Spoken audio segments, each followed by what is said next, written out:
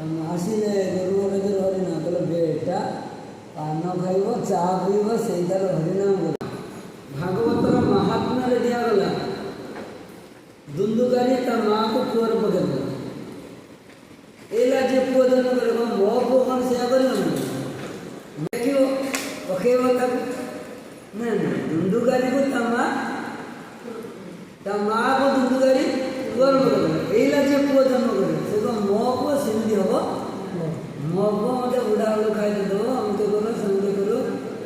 ହଁ ସେଇଠୁ ପୁତ୍ର ପ୍ରତି ଯେଉଁ ମମତାରେ ବାବା ମା ମାନଙ୍କର କ'ଣ ନା କ'ଣ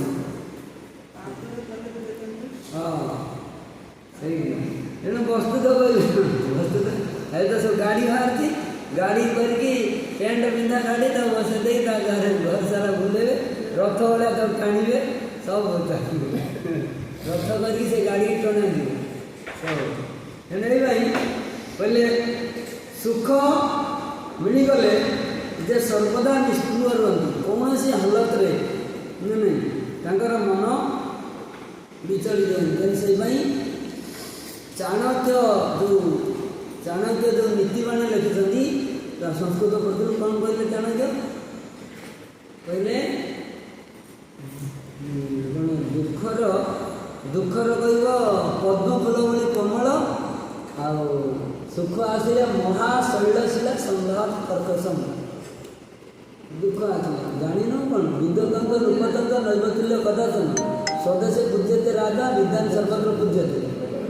ହଁ ସେଇଟା ଗଲା ତାପରଟା ଗଲା ଏ ଯେଉଁ ରାଜଧରେ ଶ୍ମଶାନିତ ଯଶ ତିଷ୍ଠତି ସୌବାନ୍ଧବ ଏଇଟା ଗଲା ତା ସିଏ ମୋର ପ୍ରିୟ ସିଏ ମୋର ପ୍ରିୟ ନା ନାହିଁ। ତେଣୁ ଦୁଃଖେଶୁ ତେଣୁ ଏଇପରି ଜଣିଆ ଭକ୍ତ ଅଛି ବୁଢ଼ୀଟେ ଏବେ ବୁଢ଼ୀ ସେ ବଞ୍ଚିଛି ସେ ବୁଢ଼ୀ ତା ବୋଉମାନେ ଯଦି ତାକୁ ଗାଳି ଦେଉଥିବେ ଏଇଟା ରେଡ଼ିଓ ବାଜୁଥିବ ତା ବୋଉ ଯଦି କିଛି କହିବ ମାନେ ରେଡ଼ିଓ ବାଜୁଛି ଯେ ବନ୍ଦ ହେଇଯିବ ଗାଁ 10ଟା ରେଡ଼ିଓ ବାଜିବ ବନ୍ଦ ହେଇଯିବ। ସେଇ ଗୋଟେ ବୁଢ଼ୀ ତା ସ୍ୱାମୀ ମରିଯାଇଛି ସେ ଜପ କରିକି ଜପ କରୁଛି କହିଲା ମୁଁ କାନ୍ଦିଲେ ମୋ ସ୍ୱାମୀର କ'ଣ ଆତ୍ମାର କଲ୍ୟାଣ ଜପ କଲେ ମୋ ସ୍ୱାମୀର କଲ୍ୟାଣ ତା ସ୍ୱାମୀ ମରିଯାଇଛି ସେ ଜପ କରୁଛି।